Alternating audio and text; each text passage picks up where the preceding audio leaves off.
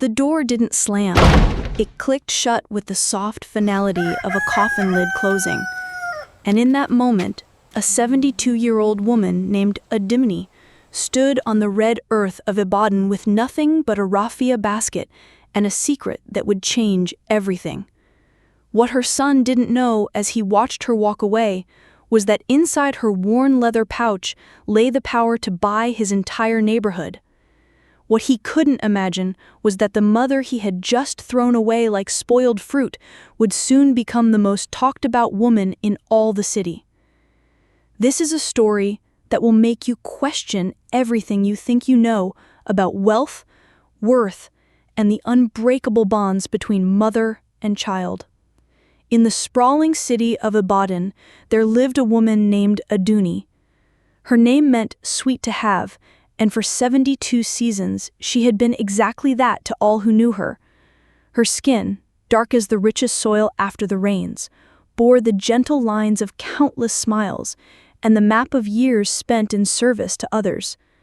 Aduni's hair, now silver like the moonlight on the river Niger, was always wrapped in colorful gele that she tied with the same careful precision her own mother had taught her.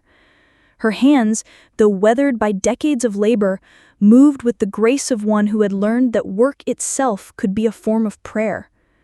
But on this particular morning, as the roosters called out their ancient song and the palm trees swayed in the morning breeze, Aduni found herself standing at the threshold of her son's compound, with nothing but a worn raffia basket and a heart heavy with disbelief.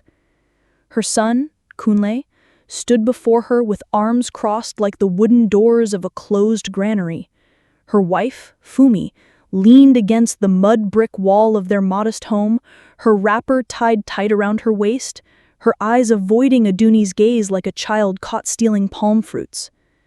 "Mama," said Kunle, his voice carrying the weight of a man who had forgotten the songs his mother once sung to chase away his nightmares. "You cannot stay here anymore.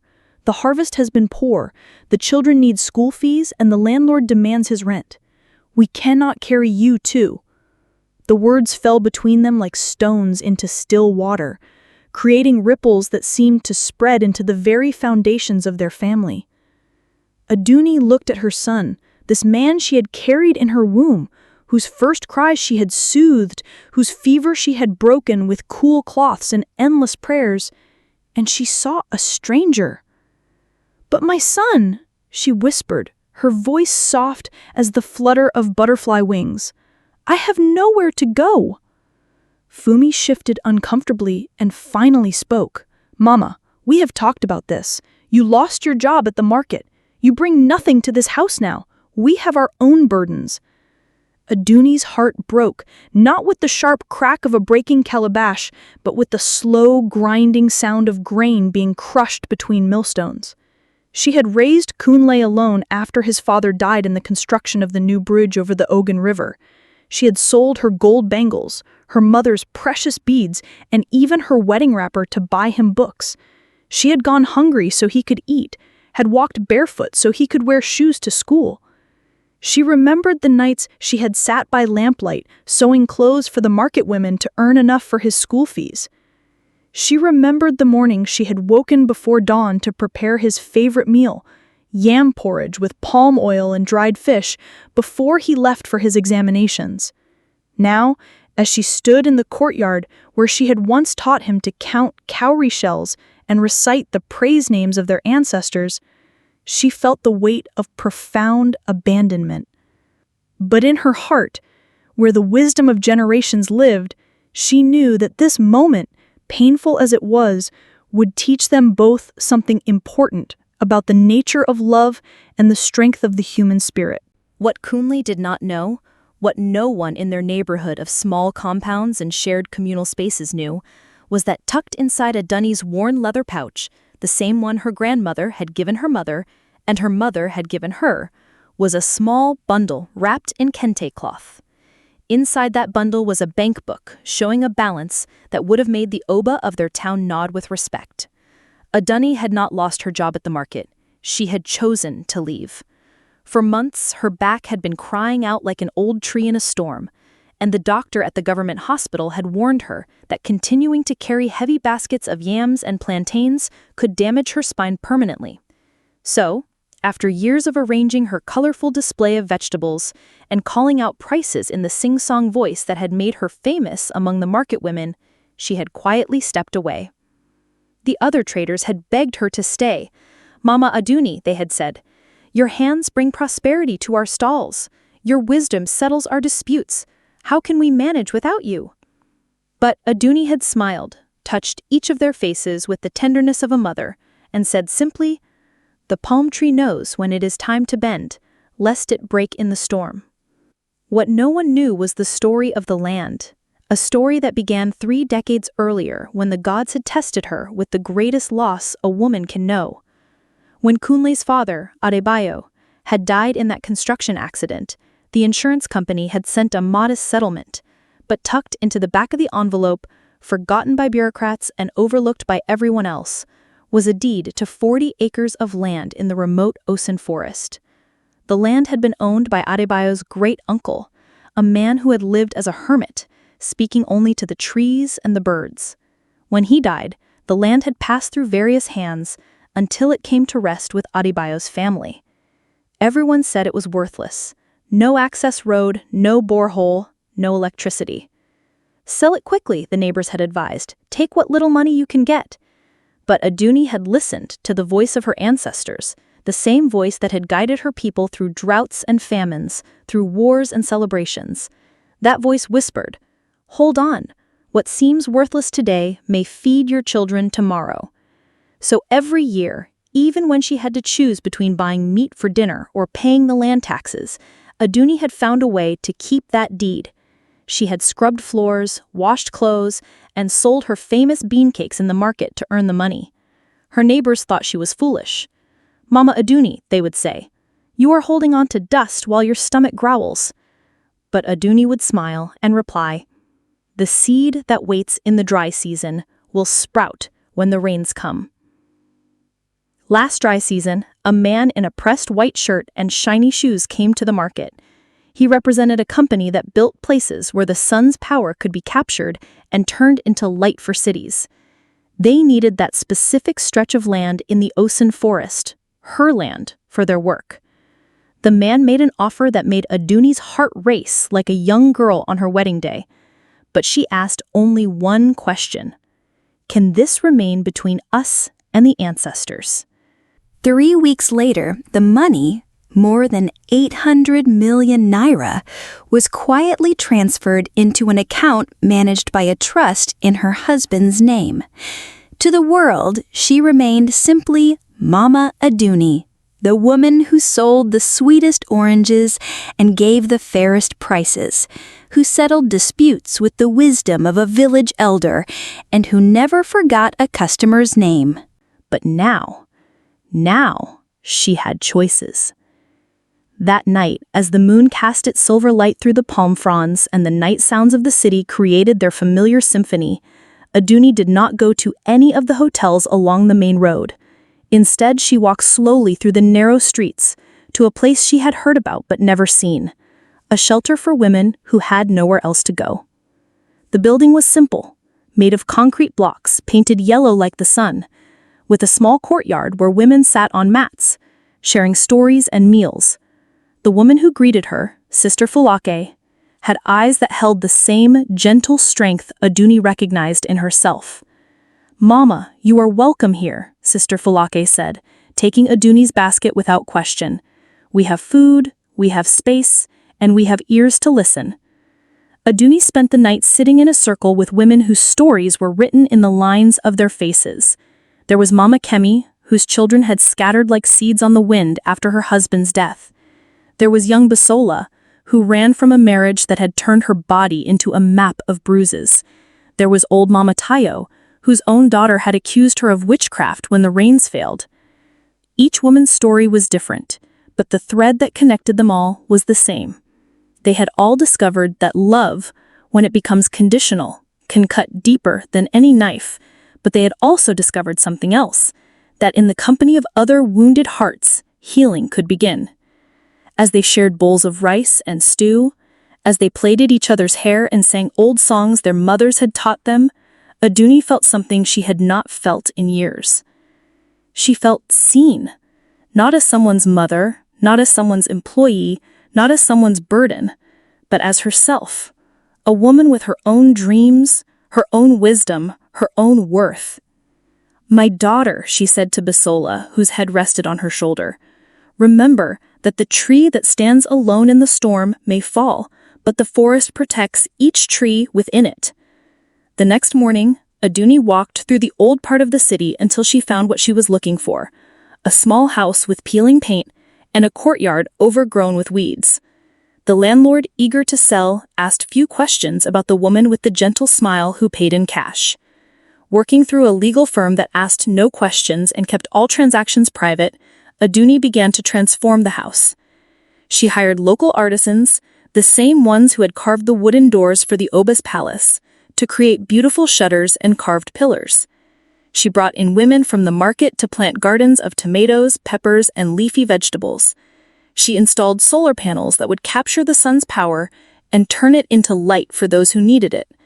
But she did all of this under the name Aya Agba Holdings, a name that meant respected elder, but could not be traced back to the woman who had once been dismissed as worthless. As the house took shape, Aduni began to understand what she was truly building. This was not just a shelter, though it would provide that. This was not just a place to eat, though meals would be served. This was a place where people could remember their own worth, where the invisible could become visible, where the discarded could discover they were treasures. She began volunteering at other shelters, at schools, at the children's hospital. She would arrive quietly, ask what was needed, and somehow, mysteriously, those needs would be met. A new roof would appear on the orphanage. Medical supplies would arrive at the clinic. School fees would be paid for children whose parents could not afford them. The people whispered about their mysterious benefactor. Some said it was a wealthy politician seeking to buy votes. Others claimed it was a foreign charity. But Aduni moved through these spaces like a spirit, helping but never claiming credit, giving but never seeking recognition. When the time came, she bought an old community hall that had been abandoned for years. The building had good bones, as her father used to say about houses worth saving. She named it Iya Agba's table, and slowly, carefully, she began to transform it into something beautiful. The hall became a place where anyone could come for a meal, for shelter, for companionship. There were no forms to fill out, no proof of worthiness required. If you were hungry, you ate. If you needed a place to sleep, you slept. If you needed someone to listen, someone would listen. Aduni worked there every day, serving food with her own hands, listening to stories, offering the kind of wisdom that comes only from living through great pain and choosing love anyway. She became known simply as Mama, and no one asked her last name or where she came from. They only knew that when they looked into her eyes, they saw themselves reflected back as worthy of love. Meanwhile, in the compound where Aduni had once lived, where she had raised her son and dreamed of grandchildren playing in the courtyard, life had begun to unravel like a poorly woven cloth. Kunle had thought that removing his mother from their home would solve their problems. One less mouth to feed, one less person to worry about. But instead, it seemed as though he had removed the very foundation upon which their family's fortune rested. First, the rains came too early and too hard, flooding the small shop where Kunle sold phone cards and batteries. His stock was ruined, and he had no insurance to replace it. Then his wife Funi fell ill with a fever that lasted weeks, requiring expensive medicine they could not afford. The children began to struggle in school without money for books and uniforms. Bills piled up like stones in a blocked river. The landlord came with increasing frequency, his patience wearing thin like a rope under too much weight. Kunle took on extra work, loading trucks at the market, carrying cement at construction sites, anything to earn a few naira. But it was never enough. The compound that had once echoed with laughter now filled with arguments. Funi, weakened by illness and frustrated by poverty, began to blame Kunle for their troubles. "You threw away the one person who always found a way to help us. Your mother had the wisdom to stretch a single yam into a meal for 5. Now we cannot even feed ourselves." The final blow came when the landlord, tired of excuses and empty promises, changed the locks on their door. Kunle arrived home from work to find his family's belongings piled in the courtyard like discarded fruit peels. His children cried, his wife wept, and he felt the weight of his choices settling on his shoulders like a heavy load of stones. Funya took the children to her mother's house in another part of the city. She said, "I cannot live like this. I need stability for my children. I need a man who can provide." And so Kunle found himself alone, sleeping on a mat in his friend's workshop, sharing meals of bread and cheap tea, wondering how the son of the respected Mama Aduni had fallen so far. It was during one of the Harmattan season's dusty afternoons, when the wind carries whispers from far-off places and the sun casts everything in golden light, that Kun found himself walking aimlessly through the streets of Abadan. His feet, guided by something deeper than conscious thought, led him to a part of the city he rarely visited. He was drawn by the sound of laughter, children's laughter, pure and joyful as birdsong. Following the sound, he discovered a compound transformed. Where once there had been cracked walls and broken windows, now there were painted murals showing scenes of village life. Gardens bloomed with vegetables and flowers. Children played in the courtyard while women sat in the shade, braiding hair and sharing stories. Above the entrance, carved in beautiful script, were the words, "Iya Agba's table, every soul has worth." Kunle stood at the entrance, drawn by the warmth emanating from within, but afraid to enter. Through the open doorway, he could see people eating together, not just food, but community. He saw old men playing Ayo under a mango tree, their aged hands moving game pieces with the same grace they had once used to work the land. He saw young mothers feeding their babies, while other women offered advice and support. And then, moving through this scene, like a gentle river through a landscape, he saw a figure that made his heart stop. She was serving food from a large pot, ladling soup into bowls with the same careful attention she had once used to serve his own meals. Her hair was wrapped in a beautiful head wrap, and she wore a simple but clean dress. She moved with the dignity of a queen, though she was performing the humble task of feeding others. His mother whom he had thrown away like a broken calabash, was here, caring for strangers with the same love she had once shown him. Kunle's legs felt weak as water. His throat burned with unshed tears. He watched as she bent down to speak to a small child, her face lighting up with the same smile she had once reserved for him. He saw her embrace an old woman who was crying, holding her with the tenderness of a mother comforting her child. For the first time since he had turned her away, Kunle truly understood what he had lost. Not just his mother's presence, but her wisdom, her ability to create abundance from scarcity, her gift for making everyone around her feel valued and loved. He stood there for a long time, watching, remembering.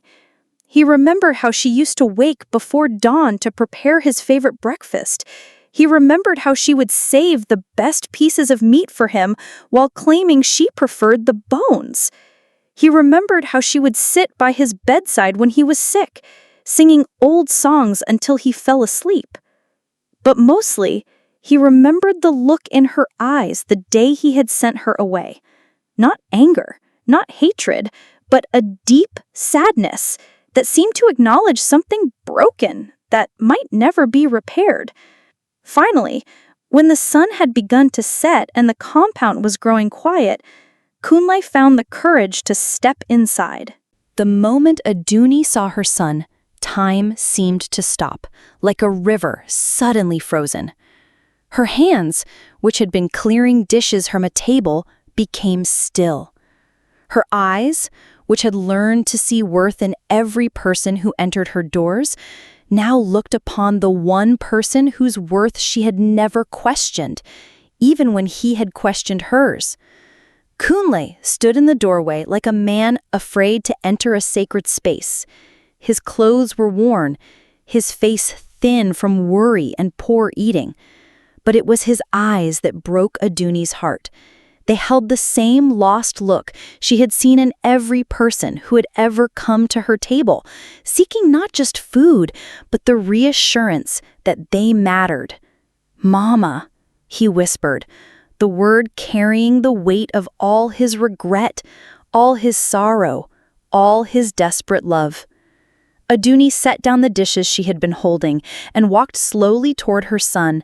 She moved with the same careful grace she had always possessed, but now Kunle could see something else in her bearing, a strength that had been forged in the fire of abandonment and tempered by the choice to love anyway.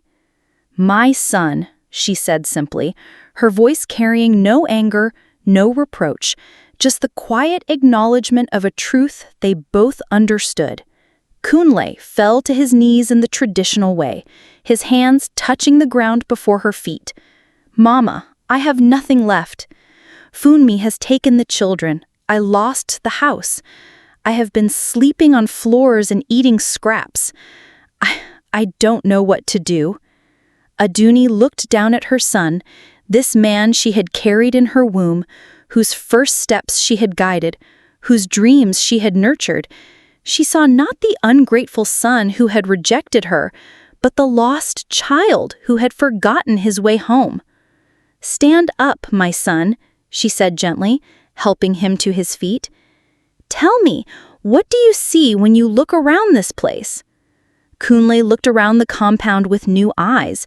He saw people who had been discarded by society finding dignity in community. He saw children who had known hunger now laughing over full bellies. He saw elderly people who had been forgotten by their families, now surrounded by love and respect. "I see a miracle," he said softly. "No," Aduni replied, her voice carrying the weight of hard-won wisdom.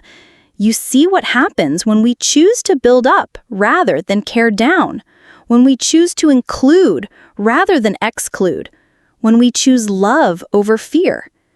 She led him to a quiet corner of the courtyard where they could sit together under the same stars that had watched over their family for generations.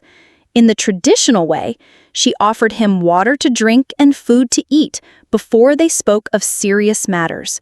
"Mama," Kunle said, his voice thick with emotion, "I was wrong. I was so wrong.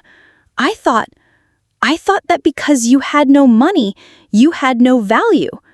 I forgot that you were the one who taught me that a person's worth is not measured by what they have, but by what they give." Aduni nodded slowly. "And what did you learn from forgetting this lesson?" "I learned that when you throw away something precious, you don't just lose that thing, you lose the wisdom that comes with it. I learned that a house is not a home without love. I learned that wealth without generosity is just a pile of stones." "And what else did you learn?" Kunle was quiet for a long moment, searching for words to express the deepest truth of his experience. "I learned that the person I thought was a burden was actually the foundation upon which our family's blessings rested. I learned that your prayers, your wisdom, your love, these were the things that kept our family strong." Aduni smiled, the first genuine smile she had given her son since the day he had turned her away. "These are important lessons, but there is one more lesson you must learn." "What is that, Mama?" "You must learn to forgive yourself. You must learn that making a mistake, even a terrible one, does not make you a terrible person.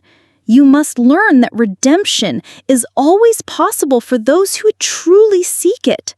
As they sat together in the peaceful courtyard, With the night sounds of the city creating a gentle symphony around them, Aduni reached into her bag and pulled out a small wrapped bundle.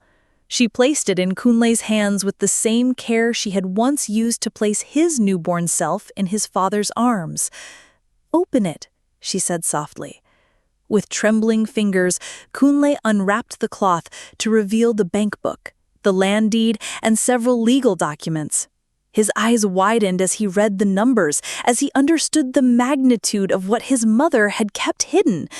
"Mama," he breathed, You have been wealthy all this time?" "I have been wealthy in the ways that matter most. I have been wealthy in purpose, in community, in the knowledge that I am making a difference in the world. The money is just a tool, like a hoe in the hands of a farmer. It is what you do with it that matters." Kunle stared at the documents, his mind reeling. "But why didn't you tell me? Why did you let me throw you out when you could have helped us?" Aduni's expression grew serious, and in her eyes, Kunle saw the depth of a mother's love that had been tested by fire and emerged stronger than steel. "My son," she said, "if I had told you about the money, would you have asked me to leave? No, of course not. And would you have learned the lessons you needed to learn about the true value of family, about the importance of kindness, about the danger of measuring people by what they can give you rather than who they are?" Kunle was quiet, understanding beginning to dawn in his eyes. "I needed to know," Aduni continued, "who would stand by me when I had nothing to offer but my love. I needed to know who would value me for myself, not for what I could provide. And I needed you to learn that throwing away someone you love because they can no longer serve your immediate needs is a betrayal of everything our ancestors taught us about the sacred bonds of family." She reached over and took his hand, her touch warm and comforting, as it had been when he was a child afraid of the dark. "But I also needed to learn something myself," she said. "I needed to learn that my worth was not tied to my ability to sacrifice for others. I needed to learn that I could create something beautiful and meaningful in this world, something that would outlast me and touch the lives of people I would never meet." Kunle looked around the compound again, seeing it now with full understanding. "This place, everything you've done, it's not just charity, is it?" "No," Aduni said with a smile. "It is legacy. It is the answer to the question every parent asks themselves, what kind of world am I leaving for my children? I am leaving a world where people take care of each other, where no one is thrown away, where love is stronger than fear." From that night forward, Kunle became a different man. He began coming to Iya Agba's table every day, not as a recipient of charity, but as a student learning from his mother the art of service. He fixed broken chairs, painted walls, helped in the kitchen, and listened to the stories of people who had found their way to his mother's table. In the process, he began to understand the true meaning of wealth. He saw how his mother's generosity had created a network of people who cared for each other, how her wisdom had resolved conflicts and healed wounds, how her love had restored dignity to people who had forgotten their own worth. He watched as children who had been living on the streets learned to read and write in the small school his mother had created. He saw how elderly people who had been abandoned by their families found new purpose in teaching traditional crafts to young people. He witnessed the transformation of broken people into whole communities. And slowly, gradually, he began to understand that his mother had not just been feeding bodies, she had been feeding souls. Word of Kunle's transformation reached his wife Funmi, who had been struggling to raise their children alone. She came to the compound one day, curious about the place that had changed her husband so dramatically. When she saw Kunle working alongside his mother, when she saw the peace in his eyes and the purpose in his movements, she began to understand that she was witnessing not just charity, but something much more powerful, the restoration of a family through the practice of love. "Can you forgive me, Mama?" Fudmi asked Aduni, her voice small and humble. "My daughter," Aduni replied, embracing her daughter-in-law with the same warmth she showed to every person who entered her doors. "In this place, we do not speak of forgiveness, we speak of homecoming." And so the family was restored, not through the accumulation of wealth, but through the practice of wisdom. They learned to work together, to serve together, to build something larger than themselves together. Aduni lived for many more years, watching her son grow into the man she had always known he could become. She saw him become a leader in the community, not through force or wealth, but through the quiet example of service. She watched as Funmi became one of the most respected women in the compound, known for her kindness to new arrivals and her skill in resolving conflicts. Most importantly, she watched as her grandchildren grew up in an environment where they learned that their worth was not measured by what they had, but what they gave. They learned to see every person as valuable, to treat the poor with the same respect they showed the rich, to understand that true security comes not from accumulating things, but from building relationships. When Aduni's time came to join the ancestors, she passed peacefully in her sleep, surrounded by the hundreds of people whose lives she had touched. The funeral was not a sad occasion, but a celebration of a life well lived, a legacy well built, a love well shared. Kunle, now a man of middle age with silver beginning to show in his hair, stood before the gathering and spoke these words. "My mother left her son's house once with nothing but a basket and a broken heart. But in that moment of rejection, she discovered something more powerful than any treasure hidden in the earth. She discovered that the greatest wealth comes not from what we accumulate, but from what we give away. She discovered that the strongest foundation for a family is not money, but love. She discovered that the most lasting legacy is not what we build for ourselves, but what we build for others." He looked up at the wooden sign above the entrance to the compound, where his mother's words were carved in letters that would outlast them all. "Every soul has worth." "This is the wisdom my mother left us," he continued. "Not money, though she had that too. Not property, though she owned much. But the understanding that when we lift others up, we lift ourselves. When we include others, we create abundance. When we choose love over fear, we create miracles." The people nodded and murmured their agreement, for they had all experienced the truth of these words in their own lives. And so the story of Mama Aduni became a story told around cooking fires and in community gatherings, a reminder that the greatest treasures are often hidden in the most humble packages, and that the wisdom of a mother's love can transform not just a family, but an entire community. And so we come to the end of our tale, but not to the end of its teaching. For this story lives on in every act of kindness, every moment of forgiveness, every choice to build up rather than tear down. Remember, Mama Aduni, when you are tempted to measure people by what they can give you rather than who they are. Remember Kunle when you face the choice between pride and love. Remember the compound where every soul found worth, and know that such places exist wherever people choose to create them. For this is the way of our ancestors, the wisdom of our elders, the hope of our children, that love is stronger than fear, that generosity creates abundance, and that the doors we open for others will always matter more than the doors that close behind us. May this story find fertile ground in your hearts.